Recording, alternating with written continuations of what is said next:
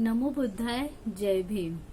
हिंदी धम्म ग्रंथ पठन मालिका में मैं प्रणाली काटे आप सभी का स्वागत कर रही हूँ। आज हम बुद्ध और उनका धम्म इस धम्म ग्रंथ पठन मालिका की शुरुआत कर रहे हैं। इसके लेखक है डॉक्टर B.R. अम्बेडकर। परिचय। भारतीय जनता के वर्ग की बौद्ध धम्म में दिलचस्पी बढ़ती चली जा रही है। इसके लक्षण स्पष्ट दृष्टिगोचर हो रहे हैं। इसके साथ साथ एक और स्वाभाविक मांग भी उत्तरोत्तर बढ़ती जा रही है और वह है भगवान बुद्ध के चरित्र और उनकी शिक्षाओं के संबंध में एक स्पष्ट तथा संगत ग्रंथ की। किसी भी अबौद्ध के लिए यह कार्य अत्यंत कठिन है कि वह भगवान बुद्ध के चरित्र और उनकी शिक्षाओं को एक ऐसे रूप में पेश कर सके कि उनमें संपूर्णता के साथ साथ कुछ भी असंगति न रहे। जब हम दीघ निकाय आदि पाली ग्रंथों के आधार पर भगवान बुद्ध का जीवन चरित्र लिखने का प्रयास करते हैं तो हमें वह कार्य सहज प्रतीत नहीं होता और उनकी शिक्षाओं की सुसंगत अभिव्यक्ति तो और भी कठिन हो जाती है। यथार्थ बात है और ऐसा कहने में कुछ भी अतिशयोक्ति नहीं कि संसार में जितने भी धर्मों के संस्थापक हुए हैं उनमें भगवान बुद्ध की चर्या का लेखा जोखा हमारे सामने कई ऐसी समस्याएं पैदा करता है जिनका निवारण यदि असंभव नहीं तो अत्यंत कठिन अवश्य है। क्या यह अवश्य नहीं कि इन समस्याओं का निवारण किया जाए और बुद्ध धम्म समझाने के मार्ग को निष्कंटक किया जाए? क्या अब वह समय नहीं आ गया है कि बौद्ध जन उन समस्याओं को ले उन पर खुला विचार विमर्श करे और उन पर जितना भी प्रकाश डाला जा सके डालने का प्रयास करें। इन समस्याओं की ही चर्चा को उत्प्रेरित करने के लिए मैं उनका यह उल्लेख कर रहा हूँ। पहली समस्या भगवान बुद्ध के जीवन की प्रधान घटना प्रव्रजा के संबंध में है। बुद्ध ने प्रव्रजा क्यों ग्रहण की? परंपरागत उत्तर है कि उन्होंने प्रव्रजा इसीलिए ग्रहण की क्योंकि उन्होंने एक वृद्ध पुरुष, एक रोगी व्यक्ति तथा एक मुर्दे की लाश को देखा था। स्पष्ट ही यह उत्तर गले के नीचे उतरने वाला नहीं। जिस समय सिद्धार्थ ने प्रव्रजा ग्रहण की थी उस समय उनकी आयु 29 वर्ष की थी। यदि सिद्धार्थ ने इन्हीं 3 दृश्यों को देखकर प्रव्रजा ग्रहण की तो यह कैसे हो सकता है कि 29 वर्ष की आयु तक सिद्धार्थ ने कभी किसी बूढ़े, रोगी तथा मृत व्यक्ति को देखा ही ना हो। यह जीवन की ऐसी घटनाएं हैं जो रोज ही सैकड़ों हजारों घटती रहती है और सिद्धार्थ ने 29 वर्ष की आयु होने से पहले भी इन्हें देखा ही होगा। इस परंपरागत मान्यता को स्वीकार करना असंभव है कि 29 वर्ष की आयु होने तक सिद्धार्थ ने एक बूढ़े, रोगी और मृत व्यक्ति को देखा ही नहीं था और 29 वर्ष की आयु होने पर ही प्रथम बार देखा। यह व्याख्या तर्क की कसौटी पर कसने पर खरी उतरती प्रतीत नहीं होती। तब प्रश्न पैदा होता है कि यदि यह व्याख्या ठीक नहीं तो फिर इस प्रश्न का यथार्थ उत्तर क्या है? दूसरी समस्या 4 आर्य सत्यों से ही उत्पन्न होती है। प्रथम सत्य है दुख आर्य सत्य। तो क्या 4 सत्य भगवान बुद्ध की मूल शिक्षाओं में समाविष्ट होते हैं? जीवन स्वभावतः दुख है। यह सिद्धांत जैसे बुद्ध धम्म की जड़ पर की कुठारघात करता प्रतीत होता है। यदि जीवन ही दुख है, मरण भी दुख है, पुनरुत्पत्ति भी दुख है, तब तो सभी कुछ समाप्त है। न धम्म ही किसी आदमी को इस संसार में सुखी बना सकता है और न दर्शन ही। यदि दुख से मुक्ति ही नहीं है तो फिर धम्म भी क्या कर सकता है और बुद्ध भी किसी आदमी को दुख से मुक्ति दिलाने के लिए क्या कर सकता है, क्योंकि जन्म ही स्वभावतः दुखमय है। यह चारों आर्य सत्य, जिनमें प्रथम आर्य सत्य ही दुख सत्य है, अबौद्धों द्वारा बौद्ध धम्म ग्रहण किए जाने के मार्ग में बड़ी बाधा है। ये उनके गले आसानी से नहीं उतरते।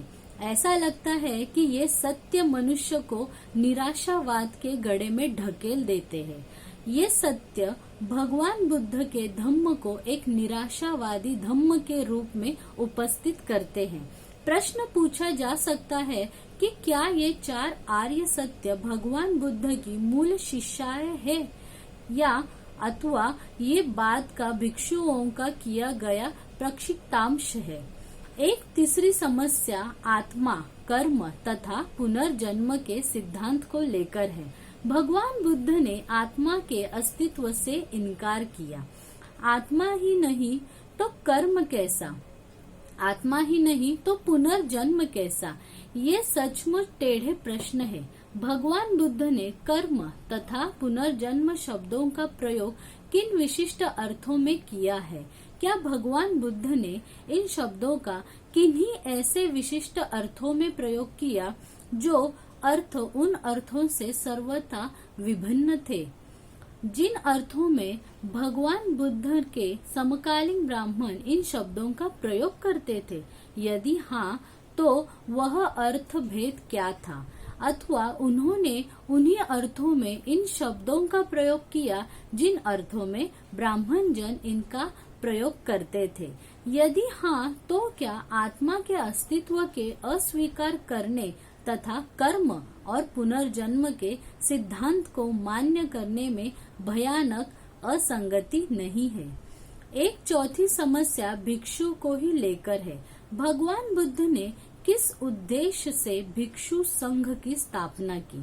क्या उनका उद्देश्य एक समाज निरपेक्ष आदर्श मनुष्य का निर्माण मात्र था, अथवा उनका उद्देश्य आदर्श समाज सेवकों की रचना था जो इन सहायक के मित्र, मार्गदर्शक तथा दार्शनिक एक साथ हो? यह एक अत्यंत महत्व का प्रश्न है। इस पर बौद्ध धम्म का भविष्य तक निर्भर करता है। यदि भिक्षु एक संपूर्ण मनुष्य मात्र बना रहेगा तो उसका धम्म प्रचार कार्य में कोई उपयोग नहीं, क्योंकि वह एक संपूर्ण मनुष्य होने के बावजूद एक स्वार्थी आदमी ही बना रहेगा। दूसरी ओर यदि वह समाज सेवक भी है तो उससे बौद्ध धम्म भी कुछ आशा रख सकता है। इस प्रश्न पर गंभीरता पूर्वक विचार किया ही जाना चाहिए। सैद्धांतिक संगति बैठाने के लिए ही नहीं, भावी बौद्ध धम्म के हिताहित की दृष्टि से भी मैं समझता हूँ कि मेरे द्वारा उठाए गए प्रश्न पाठकों को कुछ सोचने विचारने पर मजबूर करेंगे और वे भी यथा समय अपना मत जागरूकता से व्यक्त करेंगे ही।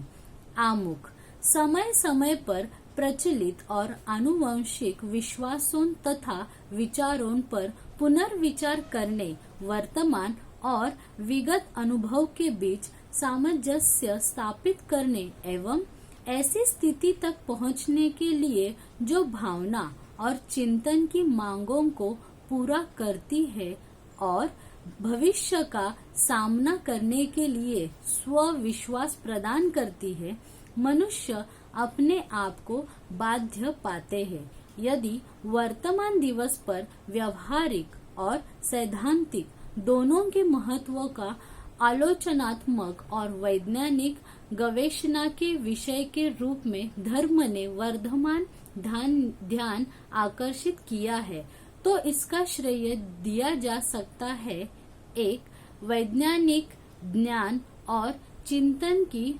दुर्गतमानी प्रगति। इस विषय में गहनतर बौद्धिक रुचि विश्व के सभी भागों में धर्म को सुधारने अथवा पुनर्निर्मित करने अथवा इसके स्थान पर किसी अधिक बुद्धिवादी और वैज्ञानिक का कम अंधविश्वासपूर्ण चिंतन धारा को लाने की व्यापक प्रवृत्ति और उस प्रकार की अतीत की सामाजिक, राजनीतिक और अंतरराष्ट्रीय घटनाओं के प्रभाव को जिन्होंने धर्म को प्रभावित भी किया है और उससे प्रभावित भी हुई है।